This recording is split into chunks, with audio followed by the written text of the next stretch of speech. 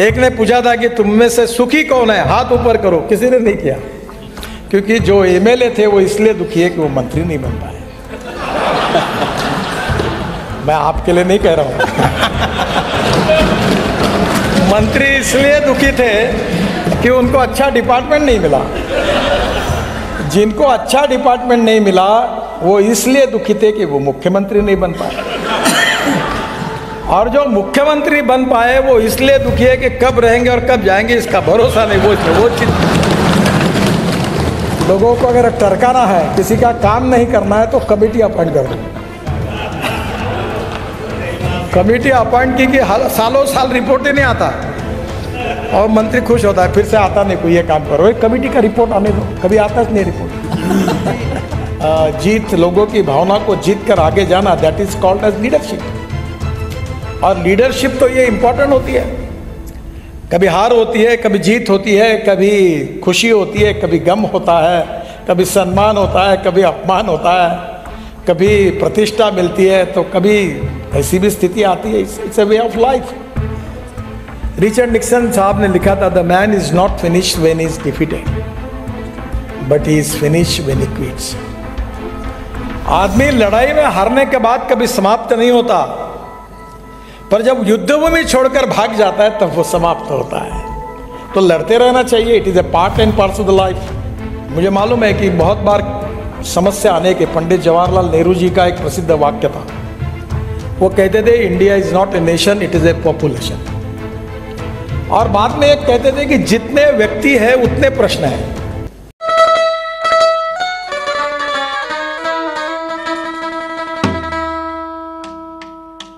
हमारा जो लोकतंत्र है वो 4 स्तंभों पर खड़ा है। उसमें से एक स्तंभ है judiciary, independent, impartial and fair judiciary, ये लोकतंत्र की आवश्यकता है। दूसरी जो हमारी स्तंभ है वो है एग्जीक्यूटिव विंग, जो हमारी ब्यूरोक्रेटिक सिस्टम है, जो प्रशासन को चलाते हैं, वो हमारा दूसरा स्तंभ है। तीसरा स्तंभ जो है वो मीडिया है, जो freedom of speech and fundamental right की बात आदरणीय जोशी जी कर रहे थे, उसको अगर इस देश में कायम रखना है तो वो मीडिया का रोल बहुत इम्पॉर्टेंट है, जो लोकतंत्र का तीसरा सबसे इम्पॉर्टेंट एक महत्वपूर्ण पिलर है। और चौथा जो पिलर है वो है हमारा संसदीय लोकतंत्र। हमारे सांसद, हमारे विधायक और हमारी विधानमंडल, विधायिका, ये हमारे लोकतंत्र का चौथा स्तंभ है। और इसके आधार पर यह लोकतंत्र खड़ा है। और स्वाभाविक रूप से ये कहना आसान है कि ऐसा क्यों नहीं हो रहा, ऐसा क्यों हो रहा है, ये कारण क्या है। तो मुझे ऐसा लगता है कि we need to redefine the meaning of politics. राजनीति का अर्थ क्या है, ये एक बार हम सबको विचार करके सोचना होगा। Politics is the instrument of socio economic reform. राजनीति ये सामाजिक आर्थिक परिवर्तन का प्रभावी उपकरण है, और इसलिए लोकतंत्र के माध्यम से समाज में जो सबसे आखिरी पायदान पर जो व्यक्ति खड़ा है उसके जीवन को सस्टेनेबल करना, सामाजिक आर्थिक परिवर्तन करना, उसी से समाज का और राष्ट्र का निर्माण करना, ये लोकतंत्र का मकसद है।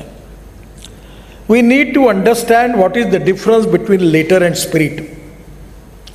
जो कानून लिखा जाता है वो लेटर है, we need to understand spirit. और ये लोकतंत्र का स्पिरिट समझकर आप जैसे प्रमुख लोग इस लोकतंत्र के भविष्य को आकार देते हैं, और इसलिए हम स्वाभाविक रूप से समाज की, व्यक्तियों की, नागरिकों की आशा, आकांक्षा और अपेक्षाओं को हम लोग उसका पूरा करने का प्रयास करते हैं। उसका ये प्रभावी माध्यम है। मैं ये मानता हूँ कि पॉलिटिक्स में तो पॉलिटिक्स होगी, पर what is the meaning of politics. सत्ता कारण जो है, पावर पॉलिटिक्स है, that is not only the meaning of politics. सत्ता कारण का पर्याय शब्द है राजकारण, समाज कारण, राष्ट्र कारण और विकास कारण। Social service is a part of politics. पर आजकल हमारे सौभाग्य से बोलो, दुर्भाग्य से बोलो, किसी को दोष देने के लिए मैं नहीं कह रहा हूँ, हम पॉलिटिक्स का अर्थ केवल सत्ता कारण समझते हैं। राजनीति का अर्थ है लोक राजनीति, बृहत्तर राजनीति, धर्म नीति, और स्वाभाविक रूप से इसका जो अर्थ है जो विचारों के साथ जुड़ा हुआ है। पर्स एंड पर्सन, व्यक्ति और संपत्ति, इसमें व्यक्ति श्रेष्ठ है। पर्सन एंड पार्टी, व्यक्ति और संगठन, इसमें संगठन श्रेष्ठ है। एंड पार्टी एंड फिलॉसफी, इसमें विचारधारा, फिलॉसफी श्रेष्ठ है। हम ऐसा नहीं है कि हम राजनीति में इसलिए नहीं आए कि हम मंत्री बने, हम केवल इसलिए नहीं आए कि हमको पुलिस वाले सैल्यूट मारते रहे, हम इसलिए आए कि हम देश के भाग्य को बदलना चाहते हैं। हम देश की गरीबी, भुखमरी, बेरोजगारी, महंगाई से जनता को मुक्ति देना चाहते हैं। एजुकेशन के फील्ड में, हेल्थ सर्विस के फील्ड में, इंफ्रास्ट्रक्चर के फील्ड में, एग्रीकल्चर के फील्ड में, इंडस्ट्री के फील्ड में, जो जो ऐसे फील्ड है जिसमें से समाज का कल्याण हो सकता है, उसमें हमें परिवर्तन करना है। जो अपेक्षाएं गुलाब जी ने और आदरणीय जोशी जी ने व्यक्त की है वो यही है, एक वाक्य में, कि उनका कहना यही है कि हमें गुणात्मक परिवर्तन होना चाहिए। पक्ष अलग अलग हो सकते हैं। अटल बिहारी वाजपेयी जी की एक बात को मैं अक्सर याद रखता हूँ कि बोलते मतभेद होने चाहिए, मनभेद नहीं होने चाहिए। मतभिन्नता हो सकती है पर मनभेद नहीं हो सकते। विचारधारा से दूसरे के विचारधाराओं का सम्मान करना, ये लोकतंत्र का आस्था है, आत्मा है। अलग अलगता में एकता, यही हमारी विशेषता। हमारे विचार अलग होने के बाद भी लोकतंत्र के ऊपर, देश के विकास के ऊपर, गरीब के कल्याण के ऊपर तो मतभेद नहीं हो सकता। और इसलिए स्वाभाविक रूप से लोकतंत्र का आत्मा जो है वो क्या है, और लोकतंत्र में राजनीति का सही अर्थ क्या है जिसके लिए हम आए हैं, ये हमें सोचना होगा। दोष जनता को देकर नहीं चलेगा जी, हमें हमारे तरफ देखना होगा। हम जितने अच्छे होंगे उतना लोकतंत्र अच्छा होगा, हम जितना अच्छा सोचेंगे उतना लोकतंत्र अच्छा होगा। प्रश्न ये नहीं है कि हम कौन से पार्टी के, कौन से विचारधारा के हैं। हमारी विचारधारा हमारे साथ है और उससे हम लॉयल रहना चाहिए। विचारधारा के साथ इसलिए लॉयल रहना चाहिए कि उस विचारधारा के आधार पर हम सामाजिक आर्थिक परिवर्तन करके राष्ट्र का निर्माण करने का संकल्प हमने किया है। अलग अलग मार्ग है, कोई कहता है कि हम इस मार्ग से जाएंगे, कोई कहता है इस मार्ग से जाएंगे। उसको अधिकार है, जनता की अदालत में जो निर्णय करेगी कि कौन से मार्ग से हमको जाना है। और लोकतंत्र ने अधिकार जनता को दिया है, और इसलिए स्वाभाविक रूप से जो गुणात्मक परिवर्तन होना चाहिए, इस बात का आदरणीय जोशी जी और गुलाब जी ने जो अपेक्षा व्यक्त की है, उसकी सबसे पहली जिम्मेदारी मेरे ऊपर है, हम सब के ऊपर है। हम कैसा बर्ताव करते हैं, हमारा चाल चलन, व्यवहार और चरित्र कैसा है, इसी पर लोकतंत्र का भविष्य निर्भर करेगा। क्या हमारे, मैं मानता हूँ कि राजनीति में बहुत से कंस्टेंट होते हैं, क्योंकि सबसे पहली बात तो चुनकर आना, और चुनकर आने के लिए मैं बहुत बार कहता हूँ कि politics is a game of compromises, compulsions and limitations and contradictions. अब ये तो है, पर इसमें भी अपनी बात को, अपनी विचारों को कायम रखते हुए लोगों की भी जीत, लोगों की भावना को जीत कर आगे जाना, that is called as leadership. और लीडरशिप तो ये इंपॉर्टेंट होती है। कभी हार होती है, कभी जीत होती है, कभी खुशी होती है, कभी गम होता है, कभी सम्मान होता है, कभी अपमान होता है, कभी प्रतिष्ठा मिलती है, तो कभी ऐसी भी स्थिति आती है। It's a way of life. मैं स्टूडेंट लीडर था, तो आप शायद जानते हो कि डॉक्टर श्रीकांत जिचकार करके मेरे मित्र थे, बहुत विद्वान थे, कांग्रेस के सांसद भी थे, और उनने इतनी डिग्रियां हासिल की थी, बहुत होशियार आदमी थे। तो एक दिन मुझे कह रहे थे कि मैं और वो जब यूनिवर्सिटी स्टूडेंट पॉलिटिक्स में एक दूसरे के खरोद में खड़े रहे, मैं 6 वोट से हार गया। तो मुझे उन्होंने कहा कि नितिन, तुम बहुत अच्छे हो, पर तुम्हारे पार्टी को कोई भविष्य नहीं है। क्योंकि उस समय हम डिपॉजिट जिसका जब्त नहीं होता था उसका सत्कार करते थे, मुझे हमको जीत लगती थी, क्योंकि आज जैसे दिन नहीं थे। तो बोला, आप एक काम करो, आप ये पार्टी छोड़ दो और तुम कांग्रेस में आओ, तुम्हारा भविष्य अच्छा होगा। मैंने कहा, आपने मुझे कहा इसलिए मैं आपका आभारी हूँ, पर मैं अपनी विचारधारा को कभी नहीं छोड़ूंगा। शायद जो भी होगा सो होगा। अब अब सवाल ये होता है कि अपनी मूलभूत बातों को हम छोड़े या ना छोड़ें। पानी तेरा रंग कैसा जिसमें मिला है वैसा, ऐसा नहीं होना चाहिए। जो भी विचारधारा है, जो भी संगठन है और जिस पर इसका क्रम चलते हैं, उसके साथ हमारी ऑनेस्टी होनी चाहिए। जीत हार होती है। मैं रिचर्ड निक्सन जो अमेरिकन प्रेसिडेंट थे, उनका एक किताब मैंने पढ़ा था उस समय, और रिचर्ड निक्सन के जीवन में वाटरगेट का कांड हुआ, और उसके बाद वॉशिंगटन में एक रिटायर्ड होने के बाद एक एरिया में रहने के लिए, तो लोगों ने कहा हमारे एरिया में आपको घर नहीं मिलेगा। तो उस समय उन्होंने अपनी जीवनी लिखी है, और वो जीवनी के लिखते हुए उसमें एक वाक्य उन्होंने लिखा था, वो मैं बहुत जिंदगी में याद रखता हूँ। रिचर्ड निक्सन साहब ने लिखा था, the man is not finished when he is defeated, but he is finished when he quits. आदमी लड़ाई में हारने के बाद कभी समाप्त नहीं होता, पर जब युद्धभूमि छोड़कर भाग जाता है तब वो समाप्त होता है। तो लड़ते रहना चाहिए, it is a part and parcel of the life. तो हमें तो जीवन में लड़ना है, कभी जीत होगी, कभी हार होगी, कभी सत्ता होगी, कभी विपक्ष होगा। तो ये थोड़ी है कि सबने सत्ता पक्ष में रहने का काम करना है। अभी कभी कभी होता है कि हम बहुत सालों तक विपक्ष में काम करते हैं तो सत्ता पक्ष में जाके विपक्ष जैसा ही बर्ताव करते हैं और जो बहुत साल विपक्ष में सत्ता पक्ष में रहते हैं वो विपक्ष में जाते हैं तो वो सत्ता पक्ष का जैसा व्यवहार करते हैं, क्योंकि आदत से मजबूर होते हैं, क्योंकि हर साल वो अनेक सालों तक वो करते रहते हैं। इट्स अ गेम, लोकतंत्र में चलता रहने वाला है, और इसलिए इसके सबसे बड़े स्टेक होल्डर कोई है तो हम हैं। हम अच्छे होंगे तो लोकतंत्र अच्छा होगा, और हम अगर बुरा करेंगे, गलत सोचेंगे तो लोकतंत्र बुरा होगा। हमें ये सोशल इक्वालिटी और इकोनॉमिक इक्वालिटी की हमारी लोकतंत्र में बात की गई है, जिसके बाद जोशी जी कर रहे थे कि state list, concurrent list and central list. तो हमारे संविधान में स्पष्ट लिखा है कि कौन सा काम राज्य करेगा, कौन सा काम केंद्र करेगा, और कौन से काम दोनों करेंगे। दोनों काम जो करेंगे वो कॉन्करेंट लिस्ट में है, और जो राज्य के कानून बनाने के काम करने का अधिकार है वो स्टेट लिस्ट में है, और जो सेंट्रल लिस्ट है, फेडरल गवर्नमेंट है, उसने कौन से कानून बनाना उसकी लिस्ट बनाई गई है। संविधान निर्माताओं ने बहुत स्पष्ट किया, कोई कंफ्यूजन नहीं है, और हमें हमारा काम दिया हुआ है। और हमने ये कहा है कि सोशल इक्वालिटी और economic equality is a part of conviction for all of us. कोई भी पार्टी नहीं, सभी यही कहते हैं। और इसलिए जात, पंथ, धर्म, भाषा, सेक्स, इसके आधार पर कोई भी डिस्क्रिमिनेशन को हम नहीं स्वीकार करेंगे। व्यक्ति उसकी जात, पंथ, धर्म और भाषा से बड़ा नहीं होता, व्यक्ति उसके गुणों से बड़ा होता है। और ये बात करते समय जब राजनीति करते तो ये बिरादरी, वो बिरादरी, वो बिरादरी होता है, प्रॉब्लम आता है। मैं भी सांसद हूँ, मैंने तय किया कि जात पात नहीं करना, तो मुझे लगा कि क्या प्रॉब्लम आएगा। लोग मुझे बोलते थे कि तुम्हारा तो मैं भी इस साल 3.5 लाख वोटों से जीता हूँ, और वो सीट बहुत मुश्किल थी, मुझे सबने कहा यहाँ से लड़ना ही नहीं, तो मैं जीत करके लड़ा था। तो मुझे लगता है कि लोग अच्छाई को पसंद करते हैं, ईमानदारी को पसंद करते हैं। मैं आपको सही में बताता हूँ, ऑनेस्टी, क्रेडिबिलिटी, विश्वसनीयता is the biggest capital of business, is the biggest capital of politics, is the biggest capital of social work. जो आप अच्छे भाव से काम करोगे वो आपका सबसे बड़ा कैपिटल बनेगा, आप कोई भी पार्टी में हो। और लोकतंत्र के प्रति आस्था, श्रद्धा और कमिटमेंट, ये हमारा आत्मा है।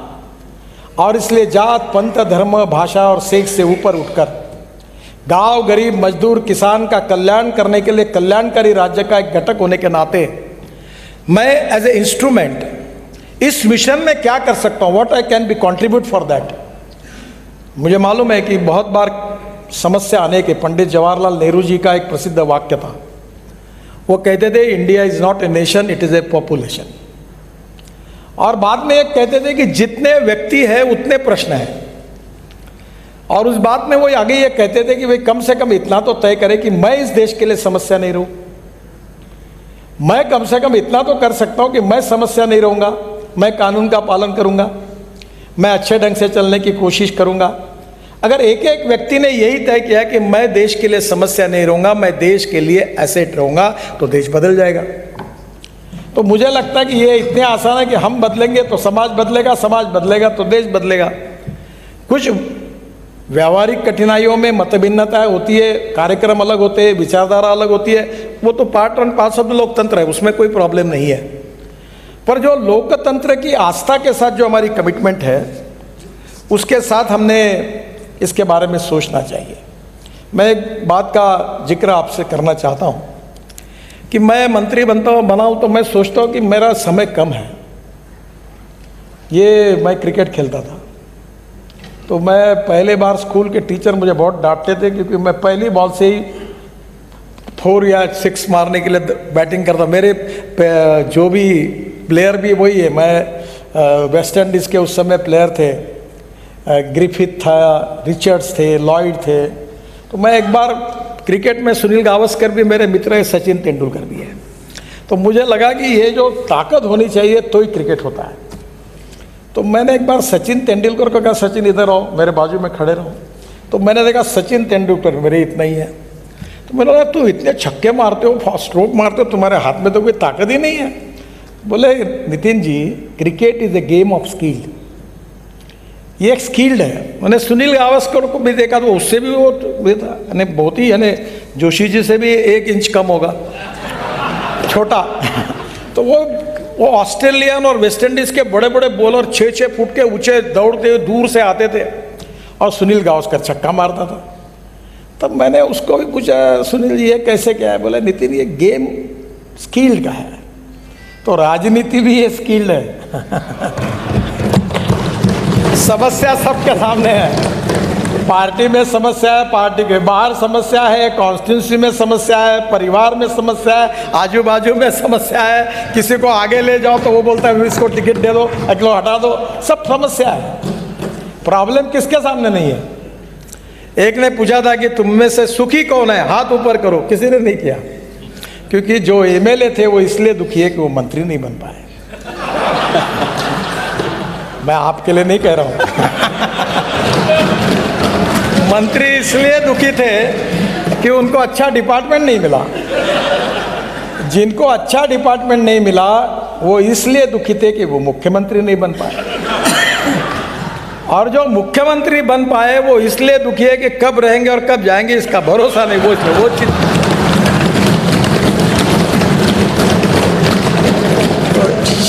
शरद जोशी करके हास्य व्यंग्य कवि थे, बहुत सुंदर कवि थे, शायद आप जानते होंगे। मैं उनका बहुत प्रशंसक रहा हूँ, लेखक थे भोपाल के। उन्होंने कहा था, एक सुंदर कविता की थी, जो राज्य में काम के नहीं थे उनको दिल्ली में भेजा, जो दिल्ली में काम के नहीं थे उनको गवर्नर बना दिया, जो गवर्नर नहीं बन पाए उनको एम्बेसडर बना दिया। अब राजनीति जो होती है सभी पार्टियों में ये चलता ही है। और मैं जब बीजेपी का प्रेसिडेंट था, जिसका उल्लेख उन्होंने किया, मुझे कोई आदमी ऐसा मिला नहीं जो दुखी नहीं था। तो मैंने कहा कि दुख और समाधान मानने पे होता है। मैं बहुत सुखी हूँ। तो मुझे एक पत्रकार ने पूछा कि यार तुम रोज़ रात को, मैं खाने का शौकीन हूँ, कभी ये खाता हूँ, कभी मैं अभी आजकल खुद शेफ का काम सीखता हूँ, कभी अलग अलग मेरे शौक है, सोशल वर्क करता हूँ, काफ़ी मैं अपने हिसाब से काम करते रहता हूँ। तो बोले आप बहुत खुश हो, आपको कोई दुख नहीं है, कोई दर्द नहीं है। मतलब एक बात याद रखना, जो भविष्य की चिंता करता है वो दुखी होता है। जो मिला अपनी औकात और हैसियत से मुझे बहुत ज़्यादा मिला है, इसके ऊपर खुशी जताता है, वो समाधान पाता है। तो आप जिस पर है उसमें खुश रहो और वनडे क्रिकेट जैसे खेलते रहो। आओ क्रॉस बैट मारी तो भी चल जाएगा। कोई ज़रूरी नहीं है स्किल्ड यूज़ करते हुए। तो मेरा आपसे यही कहना है कि लाइफ इज़ ए बहुत संघर्ष है। लोकतंत्र में, पॉलिटिक्स में, it is a game of contradiction, compulsion, limitations सब है। पर इन समस्याओं पर मात करके यशस्वी लीडर होना, यही तो आपकी परीक्षा है। देखो, यशस्वी नेतृत्व, सक्सेसफुल लीडरशिप में क्या होता है। और इसलिए मैं ये मानता हूँ कि निश्चित रूप से हमारे लोकतंत्र को प्रगल्भ बनाना, समृद्ध बनाना, संपन्न बनाना, हमारी वैचारिक मतभिन्नता होने के बाद में भी इस राष्ट्र को आगे लेके जाना, गांव गरीब मजदूर किसान का कल्याण करके उनको सस्टेनेबल सुसह्य जीवन देना, ये निश्चित रूप से हम सब की कमिटमेंट है, कन्विक्शन है। और हम सबका आत्मा विचार यही है। महात्मा गांधी जी ने कहा कि लोकतंत्र, मेरी धारणा यह है कि इसमें सबसे कमजोर व्यक्ति और सबसे शक्तिशाली व्यक्ति को समान अवसर मिले।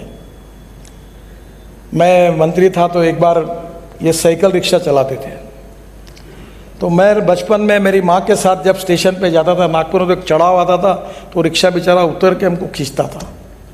तो मुझे अच्छा लगा, मैं तुरंत उतर के 4-4 लोग साइकिल रिक्शा में बैठते थे, मुझे बड़ा दुख होता था। फिर मैंने कहा कि ये साइकिल रिक्शा को मैं मंत्री बना ट्रांसपोर्ट का, तो मैंने तय किया कि मैकेनिक्स ड्रिवन ई रिक्शा आएगा, ये रिक्शा नहीं होगा देश में, 1 करोड़ लोग चलाते हैं।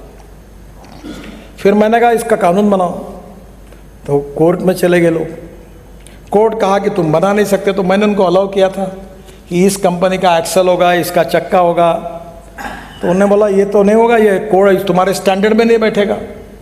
तो मैंने एक दिन अटॉर्नी जनरल को कहा कि मुझे सुप्रीम कोर्ट में मैं आता हूँ बात करने के लिए। बोला ऐसी प्रथा नहीं है। तो बोला आप, मैं कह रहा हूँ वो बात कोर्ट को कहो कि इस देश में 1 करोड़ लोग ऐसे हैं जो साइकिल रिक्शा चलाते चलाते बेचारे, मुझे मुलायम सिंह यादव एक बार कह रहे थे पार्लियामेंट में कि डॉक्टर लोहिया कहते थे कि मैं जिंदगी भर इस रिक्शा में नहीं बैठूंगा, आदमी आदमी को खींचता है, ये शोषण है। तो बाद में दीनदयाल उपाध्याय जी ने कहा कि जिस दिन ये प्रथा बंद हो जाएगी वो दिन इस देश के इतिहास का सुनहरा दिन होगा। तो मैं गया तो कोर्ट ने स्टे दे दिया, बोला ये नहीं कर सकते, ये ISI का माल, ये वो कंपनी का मटेरियल, ये उस। तो अगर मैं मतलब पूरा स्टैंडर्ड्स को, तो रिक्शा 2 लाख रुपए का होगा, और ये अगर बाजार के पार्ट लाएगा तो ये 80,000 रुपये का होगा, 1 लाख का होगा। तो मैंने कहा, खूब लड़ाई हुई, आखिर मैं जीत गया। तो मैंने कहा कि ये स्टैंडर्ड, अगर ये एक बजाज कंपनी का चक्का और हीरो का पैडल अगर वो साइकिल रिक्शा वाला यूज़ करता है तो करने दो। तो मुझे वकील ने पूछा ये गलत नहीं है? गलत है। As far as standards are concern, absolutely you are correct कि ये गलत है। पर जो गरीब आदमी है, जो शोषित है, पीड़ित है, दलित है, जिसके पास खाने के लिए रोटी नहीं, शरीर पर कपड़ा नहीं, जो रोज 200 रुपये कमा के कह रहा, उसके लिए अगर कानून तोड़ना पड़ेगा तो महात्मा गांधी जी ने कहा 10 बार तोड़ो। तो मैं समझते हुए भी उस गरीब व्यक्ति को सस्ते में मिले, इसलिए ये कानून भी करना चाहता हूं और ये बाजार के पार्ट यूज करने की अनुमति भी देता हूं। अब शायद मैंने गलत किया, सही किया, क्योंकि कंपनी वाले बड़े बड़े नाराज हो गए कि हमारे पार्ट का डुप्लीकेट यूज करके लोग बना रहे। मैंने कहा भाई गरीब आदमी का फायदा है ना, तो आप उसका विरोध मत करो। तो गरीब का कल्याण जो है ये हमारे जीवन का मकसद है, और ये अगर हमको करना है तो मैं आपको 3 बातें जो है वो जो आपके सामने रखना चाहता हूँ। हमारे देश का जो GDP है टोटल, उसमें 22 से 24% मैन्युफैक्चरिंग सेक्टर से है, 52 से 56% सर्विस सेक्टर से है, और करीब 12 से 14% एग्रीकल्चर एंड अलाइड सेक्टर से है। अब मुझे बताइए कि महात्मा गांधी जब कहते थे कि हमारा देश गांव में बसता है, तब 85% पॉपुलेशन, जनसंख्या हमारी गांवों में बसती थी। आज 30% माइग्रेशन हुआ है, लोग शहरों में आए। जयपुर की आबादी बढ़ रही, मुंबई की बढ़ रही, पुणे की बढ़ रही, नागपुर की बढ़ रही, दिल्ली की बढ़ रही, गांवों की कम हो रही है। ये लोग क्यों आ रहे हैं? ये लोग शहरों में क्यों आ रहे हैं? वहाँ की झुकी झोपड़ी में क्यों रहते हैं? क्या खुशी से आ रहे हैं? गांव में जाने के लिए रोड नहीं, पीने के लिए पानी नहीं, स्कूल की हालत ऐसी है कि अगर स्कूल की बिल्डिंग है तो टीचर नहीं, टीचर है तो बिल्डिंग है नहीं, दोनों है तो विद्यार्थी नहीं, तीनों है तो पढ़ाई नहीं। मैं कोई राज्य की बात नहीं कर रहा हूँ, मैं देश की ओवरऑल बात कर रहा हूँ। अस्पताल की हालत ऐसी होती है कि ये कभी डॉक्टर है तो नर्स नहीं, नर्स है तो डॉक्टर नहीं, दोनों है तो दवाई नहीं, तीनों है तो कौन मरने के लिए जाए, ऐसे अस्पताल बने हुए। कल मैं एक वेटरनरी हॉस्पिटल का उद्घाटन किया मैंने, तो मैं उनको देख रहा था। हमारे गांव में मैं खेती का देखता हूँ, खेती है हमारे यहाँ। तो हमारे जब भैंस गर्म हो जाती थी तो डॉक्टर गाँव में नहीं रहता था, डॉक्टर गांव में आता था तो भैंस गर्म नहीं होती थी। आखिर डेयरी पूरी बंद हो गई चले गए, क्योंकि इसका टाइमिंग है, कभी नहीं मिला। तो गांव में गरीबी है, भूखमरी है, बेरोजगारी है, और 115 एस्पिरेंट डिस्ट्रिक्ट्स है जो सोशली, इकोनॉमिकली, एजुकेशनली बैकवर्ड है। क्या हम वहाँ की इकोनॉमी को बदल सकते हैं? मैं विश्वास के साथ बताता हूँ, बदल सकते हैं। और इस इकोनॉमी को बदलने के लिए सबसे बड़ा समस्या अगर कोई है तो आपको शायद राजस्थान की, महाराष्ट्र की, गुजरात की सबसे बड़ी समस्या कोई है तो पानी की समस्या है। पानी, देखो पानी की समस्या देश की नहीं है। पानी की समस्या राजस्थान, गुजरात, महाराष्ट्र, कर्नाटक, तमिलनाडु, आंध्र प्रदेश, तेलंगाना, उसके बाद में छत्तीसगढ़, उसके बाद में झारखंड, ओडिशा, इन राज्यों की समस्या ने, मैं वाटर रिसोर्सेज मंत्री था और मुझे याद है उस समय आपके सिंचाई मंत्री आते थे तो मैं सब मुख्यमंत्रियों को कहता था पहले कि दरवाज़ा बंद करो और तुम जब तक झगड़ा नहीं मिटाते तब तक मैं दरवाज़ा खोलता नहीं, तुमको अभी निर्णय करना ही पड़ेगा। ये क्या, क्यों झगड़ा कर रहे हो? उस समय 13 झगड़े 1970 से पड़े थे, मैंने करीब 11 झगड़े मिटा दिए। राजस्थान को पानी नहीं मिलता था यमुना का, उधर उत्तराखंड, दिल्ली, हिमाचल, वहाँ का पानी यहाँ तक आने तक उन्हीं के झगड़े होते थे, काफ़ी करीब निपट गए। मुझे आश्चर्य लगा, पंजाब और हरियाणा में विवाद था। भारत जब स्वतंत्र हुआ तो 3 नदियाँ भारत को मिली, 3 पाकिस्तान को मिली, और आज भी हमारे अधिकार के जो पानी है 3 नदियों में वो हम पाकिस्तान में जा रहा है, वो हम उठा नहीं पा रहे। पर हमारे राज्यों में, पंजाब और हरियाणा में पानी के लिए झगड़ा है। झगड़ा ये नहीं हो रहा है कि भाई हमारा पानी उधर का जा रहा है, अधिकार का वो लाओ और हमको सिंचाई बढ़ाओ। मुझे याद नहीं, अभी मैं भूल गया हूँ, पर आपका राजस्थान में वो कैनाल आता है, शायद इंदिरा कैनाल आता है, हाँ, तो उसको केवल लाइनिंग करना था। उस समय मैंने 2,500 करोड़ उसको मंजूर किए थे, वो कितना हुआ मुझे मालूम नहीं, पर वो पूरा होने के बाद राजस्थान के 8 जिलों को पानी मिलता था। केवल जो पानी जो जमीन में जाता था वो केवल लाइनिंग करने से 8 जिलों को पानी मिलता था। आज पानी की कमी हमारी है और इसलिए सबसे इम्पॉर्टेंट चीज़ मैं आपको मेरे अनुभव से बताता हूँ। मैं एक NGO में काम करता हूँ कि दौड़ने वाले पानी को चलने के लिए लगाओ, चलने वाले पानी को रुकने के लिए लगाओ, रुके हुए पानी को ज़मीन को पीने के लिए लगाओ। गांव का पानी गांव में, खेत का पानी खेत में, घर का पानी घर में। और ये वाटर कंजर्वेशन का काम बहुत ही आसान है। आपने अगर आपके यहाँ जितना बरसात आती पानी वहीं के भी अगर कर दिया तो शायद आप में से कुछ विज्ञान के शायद पदवीधर होंगे। एक जियोलॉजी करके सब्जेक्ट है, जियोलॉजी, जियोफॉर्मोलॉजी, मिनरोलॉजी और क्रिस्टोग्राफी। तो जो रॉक, तो राजस्थान में आप तो माहिर हैं, आपके यहाँ रॉक ही रॉक है। यह रॉक के बारे में एक साइंटिफिक डेफिनेशन है, Mohs scale of hardness. Talc, gypsum, calcite, apatite, orthoclase, quartz, corundum, diamond. तो diamond is suppose to be the hardest material. तो हम जमीन में कुछ रॉक ऐसे कि जो पानी पीते हैं, कुछ नहीं पीते हैं। तो हमने एक छोटा सा काम किया, NHAI के रोड बना रहा, और मैं आपसे हाथ जोड़ के अनुरोध करता हूँ कि मैं फुकट में करने के लिए तैयार हूँ, आप इसको जरूर करिए। मैंने महाराष्ट्र में हमने कर दिया, हजारों लाखों गाँवों को पानी मिल गया, लोगों को पानी मिल गया, सिंचाई बढ़ गई। तो हम जब रोड का काम करते हैं तो नदी नालों का खोलीकरण और रुंदीकरण करते हैं, और जब तक पानी पीने वाला स्टार्टा नहीं लगता रॉक में, तुम नीचे जाते हैं। और ब्रिज कम बंधारे बनाए हमने। वो लातूर में ट्रेन से पानी आया था, वहाँ 3 ब्रिज कम बंधारे बनाए। अब उसमें कोई अभी भविष्य में गाड़ी से पानी लाने की जरूरत नहीं पड़ेगी। मैंने अभी पंजाबराव कृषि विद्यापीठ हमारे अकोला में उनको 4 तालाब बना के दिए। मैंने अपने जेब से, हमने पैसे नहीं खर्चा किए। रोड बना रहा था नेशनल हाईवे, उसको मिट्टी चाहिए थी। वाइस चांसलर को मैंने बोला कि मैं फुकट में तुमको तालाब बना देता हूँ, तुम फुकट में मिट्टी दे दो, और 4 तालाब बना दिया। वेटरनरी यूनिवर्सिटी को वही अकोला जेल में 1 तालाब बना दिया। 2,500 एकड़ जमीन पानी के नीचे आई। तो आज जब बरसात में पानी आता है तो बाढ़ के कारण हमारा नुकसान होता है, और जब मार्च, अप्रैल, मई में हमें पीने के लिए पानी नहीं रहता। तो मेरा आपसे पहला अनुरोध है कि आप सबसे पहले आपके कॉन्स्टिट्यूंसी में अगर आपने पानी की समस्या को सुलझाया, मुझे मालूम नहीं आपका इरिगेशन कितना है टोटल ज़मीन के, शायद 18 से 22% होगा। जब तक महाराष्ट्र में भी वही है, जब तक हमारा इरिगेशन 50% के ऊपर नहीं जाता तब तक ये देश आत्मनिर्भर नहीं बन पाएगा, गांव समृद्ध संपन्न नहीं बन पाएंगे। जब तक किसान को पानी नहीं मिलेगा तब तक देश की तस्वीर नहीं बदल सकती। और इस देश में पानी की कमी नहीं है, पानी के नियोजन की कमी है। मैं उस समय वाटर रिसोर्स मंत्री पोलावरम करके आंध्र प्रदेश में 60,000 करोड़ का डैम बना रहा हूँ, काफ़ी पूरा हो गया। वो डैम के बाद 1300 TMC पानी समुद्र में जाता है, अगर वो पानी रोककर मैंने 2 योजना तैयार की थी कि गोदावरी का जो पानी है वो कावेरी, ये कृष्णा का पेनार को, पेनार का कावेरी को, और कावेरी से टेल एंड ऑफ तमिलनाडु तक ले जाने का, ताकि कोई झगड़ा ही नहीं रहेगा। पानी की कमी नहीं है, पानी के नियोजन की कमी है। और मैं आपको बिल्कुल नम्रतापूर्वक कहता हूं कि आप सबसे पहले प्रायोरिटी अपने मतदार क्षेत्र में, अपने तालुका प्लेस पर, अपने ज़िले में अगर पानी की तरफ देंगे तो हमारा एग्रीकल्चर ग्रोथ रेट बढ़ेगा।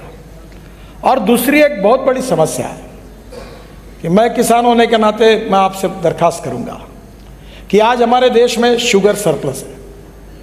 ब्राज़ील में शुगर का भाव 23 रुपये किलो है और हमारे देश में हमारा शुगर का भाव 33 रुपये किलो है, 34 रुपये किलो है।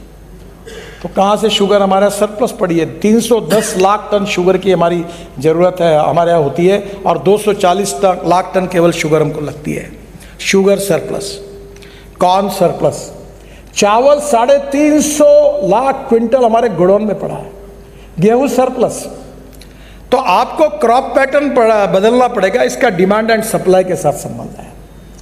तेल बिया और दाल बिया दोनों को कंसंट्रेट करना पड़ेगा और ग्लोबल इकोनॉमी में देखना होगा।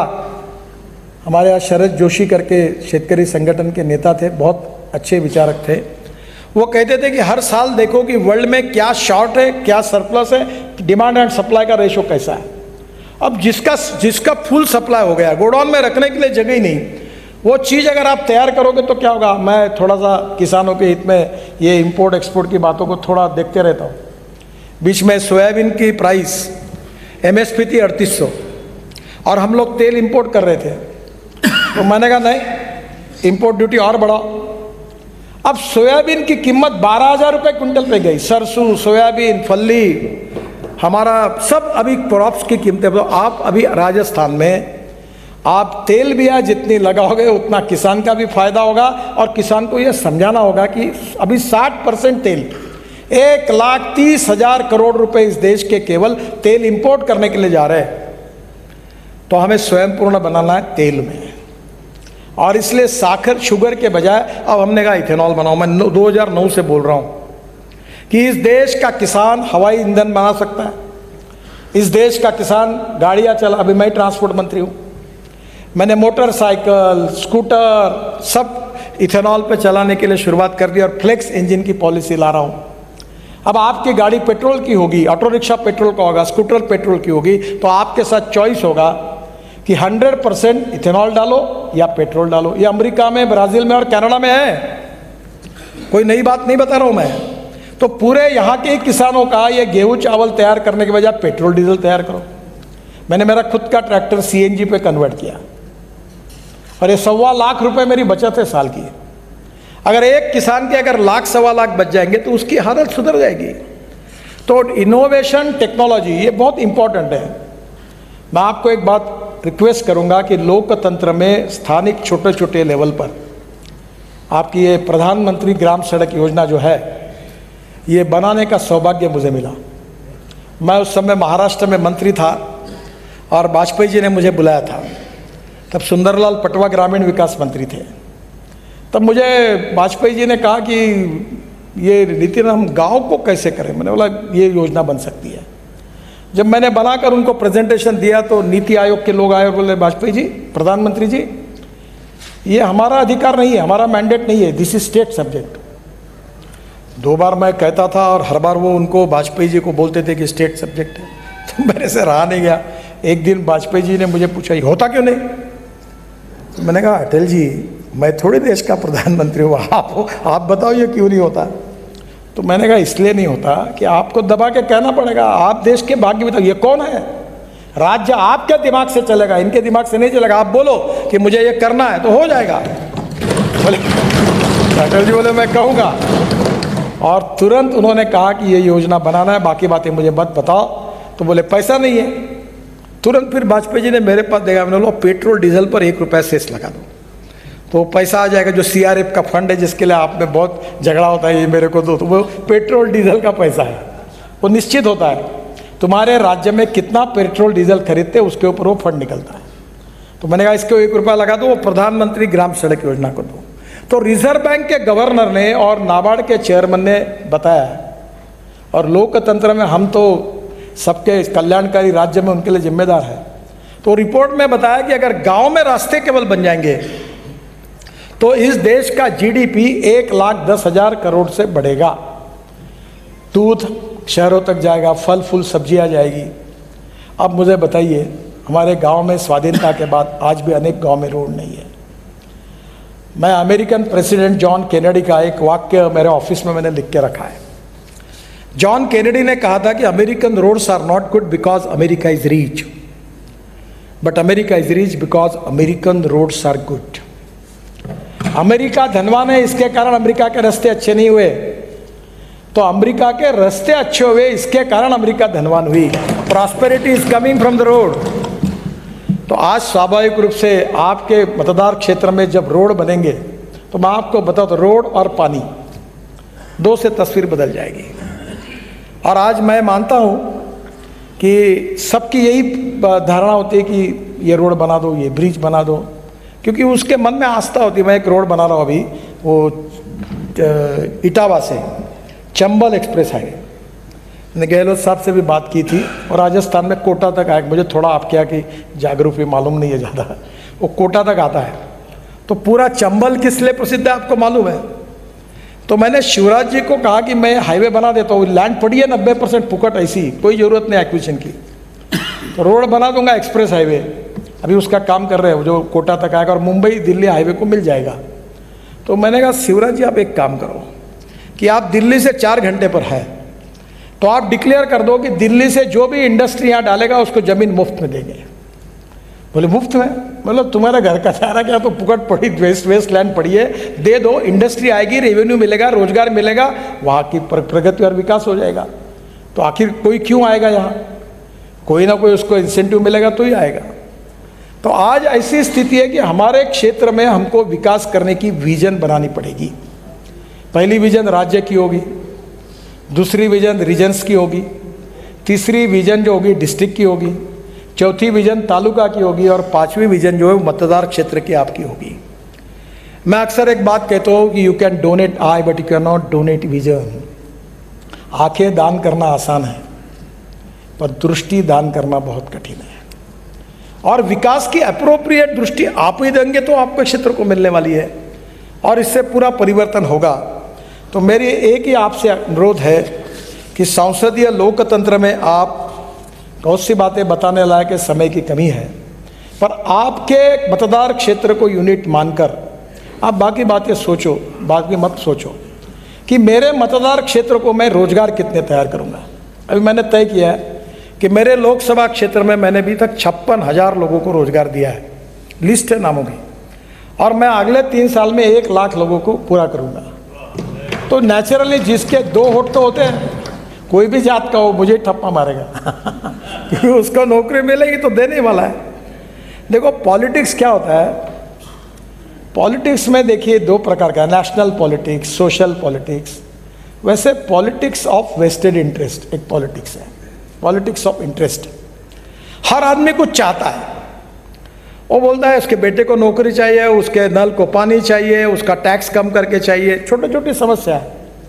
ये जो पूरा करेगा बोलती है नेता अच्छा है, रात को आया, फोन कराया और मेरा काम कर दिया।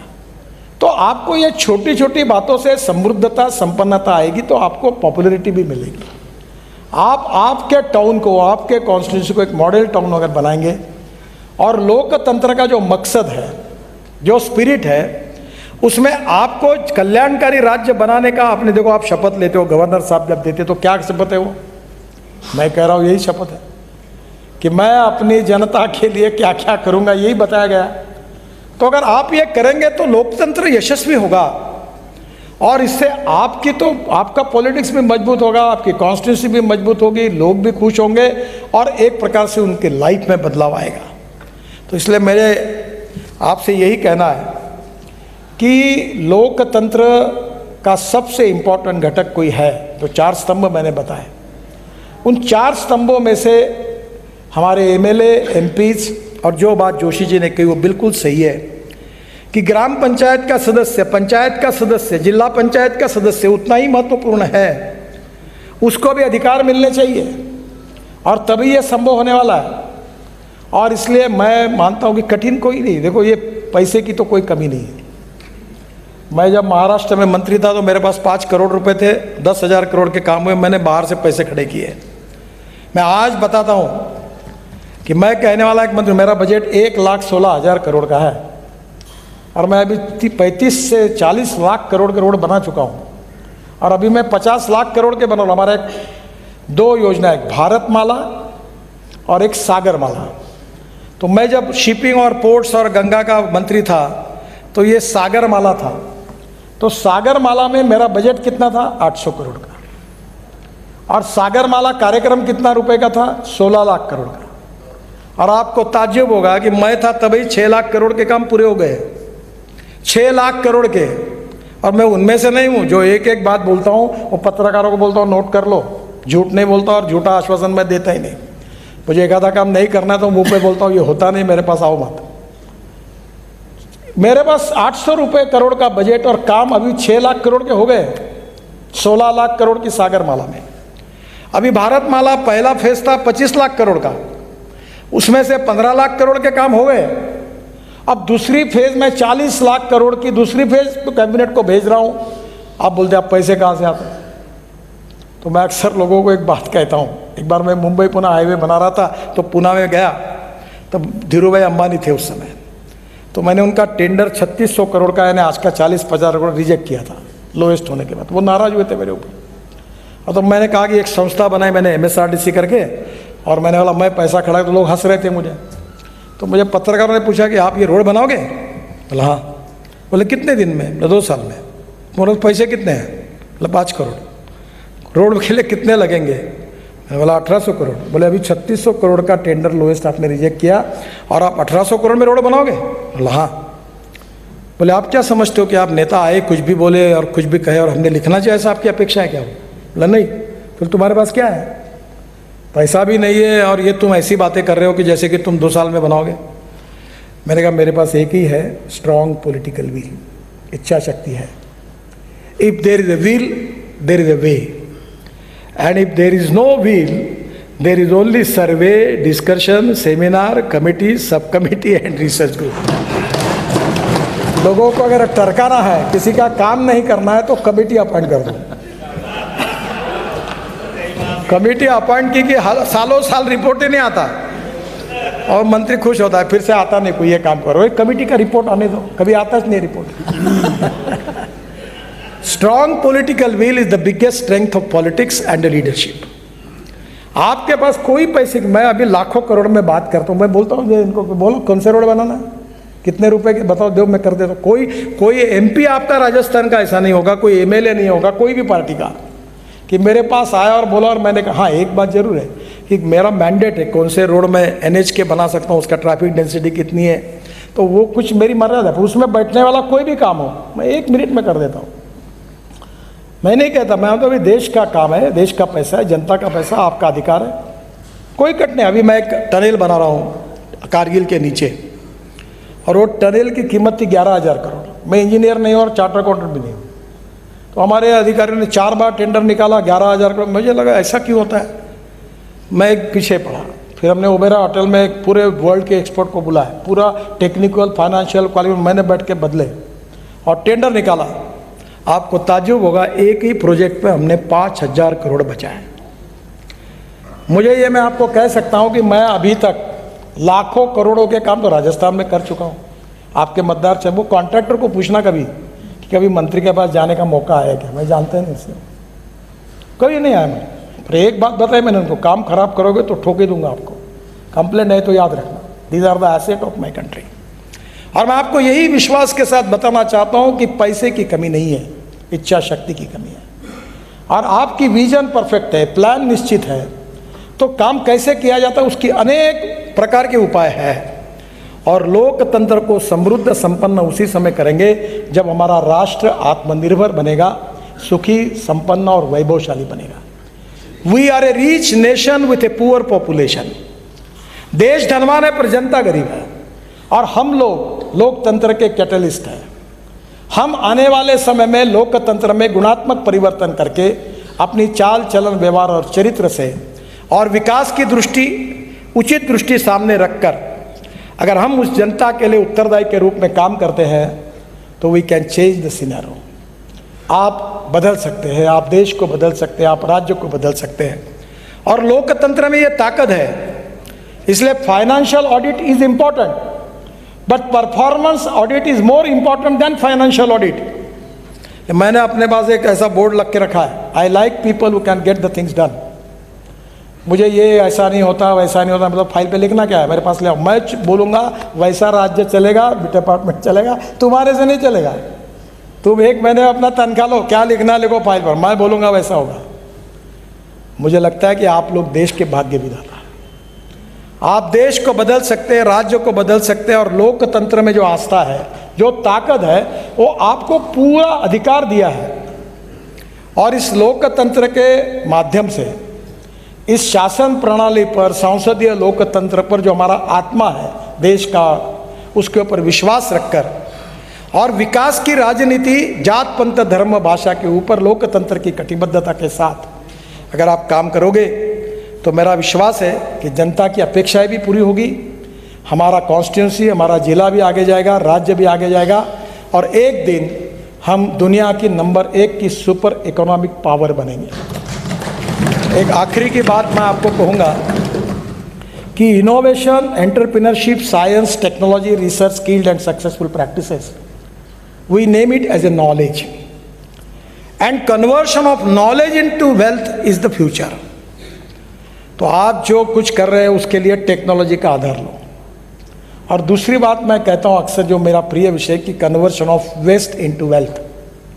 आपके जयपुर जैसे हमारा शहर है, हमने टॉयलेट का पानी जो निकला, सीवेज वाटर, वो बेच दिया है। 300 करोड़ रुपए में साल के कमाते हैं हम, 300 करोड़ टॉयलेट का पानी बेचकर। No one is waste, it is depending upon the vision of the leadership and the technology that you can convert waste into wealth. तो knowledge into wealth and waste into wealth is depending upon the vision of the leadership. आप ये कर सकते, you can make miracles, और आपकी appropriate vision भविष्य को बदल सकती है। संसदीय लोकतंत्र उससे यशस्वी होगा, जनता की अपेक्षाएं पूरी होगी, और राष्ट्र समृद्ध और संपन्न बनेगा। और इस काम में आप सबको भगवान बहुत बहुत ताकत और शक्ति दे, और आपके हाथ से अच्छा काम हो, इसलिए मेरी हृदय से बहुत बहुत शुभकामनाएं। धन्यवाद, नमस्कार।